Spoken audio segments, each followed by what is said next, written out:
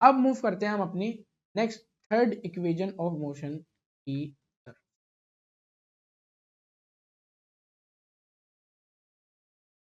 Third equation of motion भी कोई मुश्किल नहीं है और इनफैक्ट ज्यादा आसान है, ठीक है। थर्ड इक्वेशन ऑफ मोशन की शुरुआत फर्स्ट इक्वेशन ऑफ मोशन से होती है, बस आसान, सबसे आसान हल बता दिया मैंने। तो फर्स्ट इक्वेशन ऑफ मोशन थी वो क्या थी, V F is to V I plus A T. यहाँ से हम शुरुआत करेंगे और फिर हम स्क्वायरिंग बोथ साइड कर देंगे, तो उससे क्या होगा, ये वी एफ पे भी स्क्वायर आ जाएगा और V I plus A T पे स्क्वायर आएगा, ठीक है। तो अब हमारे पास जब V I plus A T पे स्क्वायर आएगा तो ये हमारे पास किस तरीके से लग रहा है हमें, ए प्लस बी का होल स्क्वायर हो गया। तो हमारे पास यहाँ फॉर्मूला लगेगा क्या, ए प्लस बी का होल स्क्वायर बराबर होता है A square plus two A B plus B square के, ठीक है ना, ऐसा ही है ना। हम इसको हम आगे इसकी जगह हमारे पास यहाँ पे हम लिखेंगे वी एफ स्क्वायर की जगह तो हम वी एफ स्क्वायर लिखेंगे। वी आई क्योंकि हमारे पास ए है तो ए का स्क्वायर हो जाएगा, ये ए का स्क्वायर यानी कि वी आई का square plus two A B, two की जगह टू लिख दिया, ए क्या है हमारे पास वी आई था, बी क्या है हमारे पास, ये ए टी की वैल्यू बी है, ठीक है ना, ये देखो मैंने बी ए टी के नीचे बी लिखा है ना, तो हमने ए टी भी लिख दिया, प्लस हमारे पास बी स्क्वायर क्या है, ए टी का स्क्वायर है। तो जब हमारे पास ए टी पे स्क्वायर लगाएंगे ना, ऐसे ए टी पे स्क्वायर लगाएंगे तो वो स्क्वायर ए पे भी आएगा और टी पे भी लगाएंगे, तो हम डायरेक्ट इसको ए और टी पे अलग अलग स्क्वायर लिख देते हैं यहीं पे इसी स्टेप में, तो ए स्क्वायर टी स्क्वायर हो जाता है, ठीक है। अब यहाँ पे हमारे पास ये एक स्टेप ऐसा आता है कि जो बुक में मेंशन नहीं है लेकिन बच्चे को समझ नहीं आता क्या हुआ है, ठीक है। तो हम यहाँ पे हमने तो ये तो लिख दिया भाई वी आई स्क्वायर, ये तो हमने सिंपल लिख दिया, ठीक है, ये तो हमने ऐसे का ऐसा लिख दिया प्लस टू। अब ये देखो मैं तुम्हें पहले बुक का दिखा दूँ बुक में क्या क्या है, ये देखो मैं तुम्हें ले जाता हूँ थर्ड इक्वेशन पे, ये थर्ड इक्वेशन ऑफ मोशन पे उन्होंने क्या किया, यहाँ पे उन्होंने सिंपल अगले ही स्टेप में उन्होंने कुछ भी नहीं किया, यहाँ पे टू और ए को कॉमन ले लिया,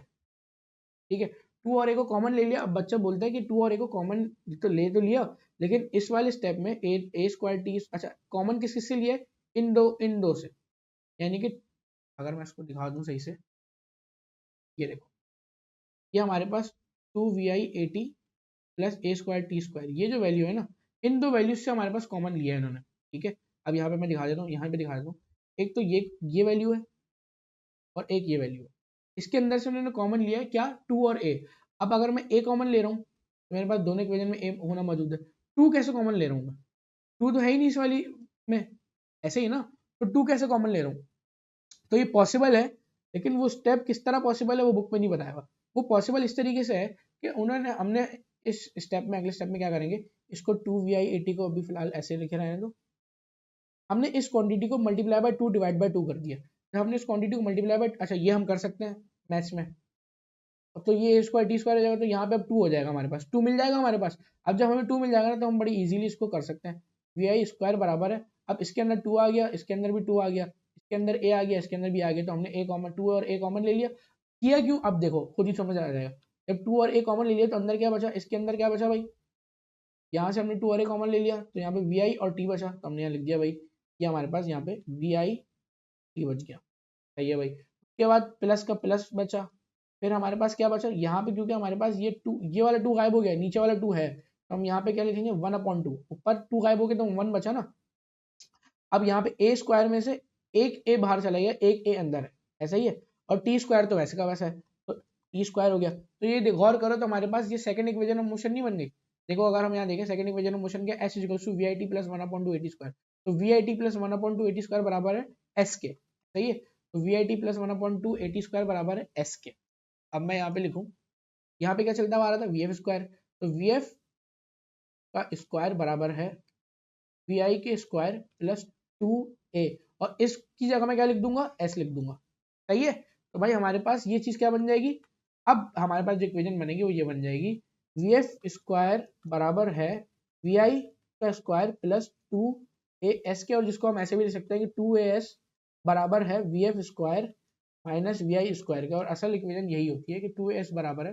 we F square minus V I square के, ठीक है भाई। तो ये चीज ध्यान में रखना, हमारे पास इक्वेशन कैसे आई, ये वी आई स्क्वायर उधर जाके माइनस में हो गया, तो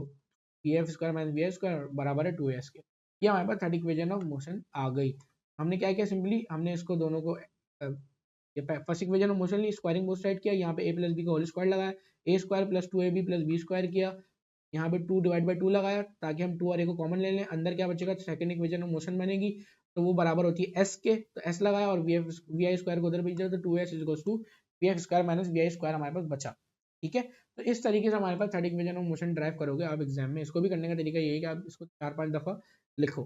ठीक है भाई, तो हमारे पास ये हो गई 3 इक्वेशन ऑफ मोशन कंप्लीट। अब एक टॉपिक है छोटा सा, वो है motion under gravity. Motion under gravity क्या है कि कोई भी बॉडी ग्रेविटी के अंदर मूव कर, यानी कि उसको हम फ्री फॉल फेंक रहे हैं, सिर्फ छोड़ रहे हैं, हम फेंक नहीं रहे उसको, बस छोड़ रहे हैं, खुद ही गिर रही है वो नीचे। तो चाहे कोई हल्की बॉडी हो चाहे कोई भारी बॉडी हो, हमेशा हमेशा जब कोई बॉडी अर्थ के मतलब ग्रेविटी की वजह से नीचे खिंचेगी, हमेशा हमेशा हमें एक्सेलरेशन जो देखने को मिलती है ना, वो हमें देखने को मिलती है 10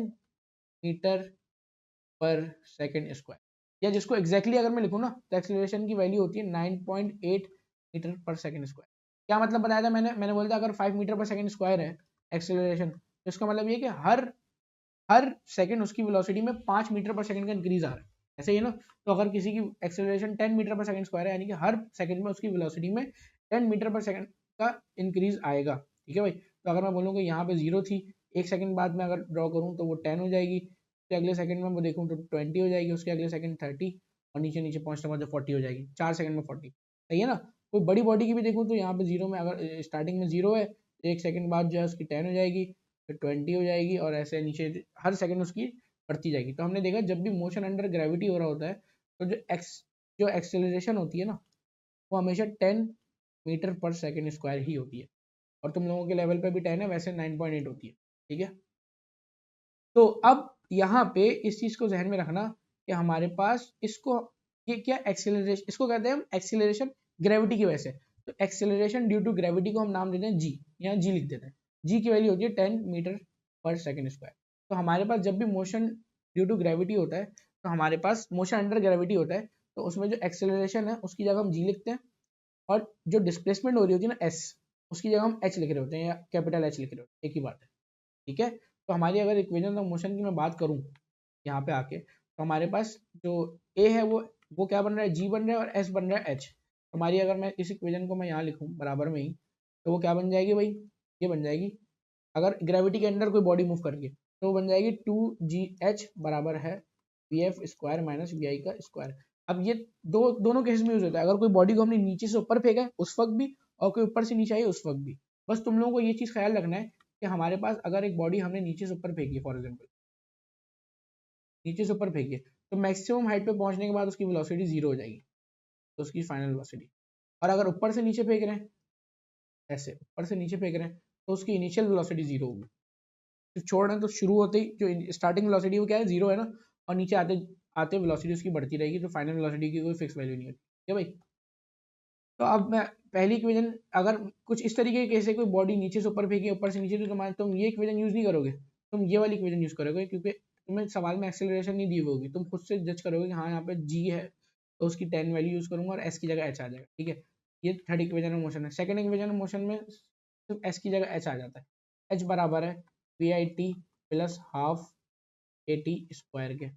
और फर्स्ट इक्वेशन ऑफ मोशन क्या बन जाती है हमारे पास, फर्स्ट इक्वेशन ऑफ मोशन बन जाती है हमारे पास V F is equals to V I plus A की जगह जी आ जाएगा, जी टी,